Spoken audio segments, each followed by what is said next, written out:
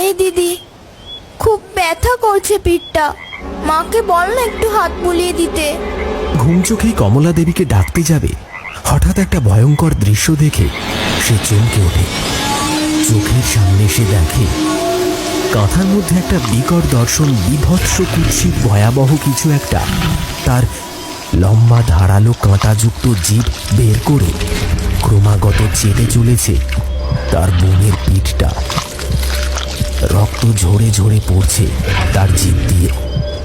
তার মা কোথায়? এ যে অন্য কিছু। ঠোঁট দুটো চেরা, ধারালো দাঁতের শাড়ি বেরিয়ে এসেছে মুখ ঠিকরে। ভয়ে আতঙ্কে সে মুখের ভাষা হারিয়ে আবার শুয়ে পড়ে কাঁথার তলায়। যমুনা আবার বলে, কই বললি? ব্যথাটা বাড়ছে, খুব জ্বালা জ্বালা করছে। রুনা কোনো সাড়া দেয় না। তার শরীরটা তখন প্রবল ভয়ে কাঁপছে। অগত্যা যমুনায় কোনো উত্তর না পেয়ে মাকে ডাকতে থাকে। মা, ও মা, পিঠটা বড্ড জ্বলছে, হাত বুলিয়ে দাও না। এই তো মা, দিচ্ছি। কিছুক্ষণের মধ্যে আবার ঘুমিয়ে পড়ে যমুনা। কিন্তু ঘুম আসে না রুমনার। সে উপাস ফিরে শুয়ে প্রবল ভয়ে শিহরিত হয়ে ভাবতে থাকে। এই রাতে খেলো? কি করবে সে ভাবছে, হঠাৎ এমন সময় যমুনার মুখে ফুটে ওঠে সেই যন্ত্রণার অভিব্যক্তি। আবার সে চোখ খুলে দিদিকে ডাকে। এই দিদি। চমকে ওঠে যমুনা।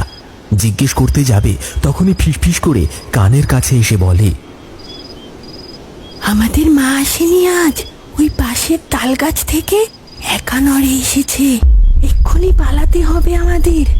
কথাটা শুনে আঁতকে ওঠে যমুনা।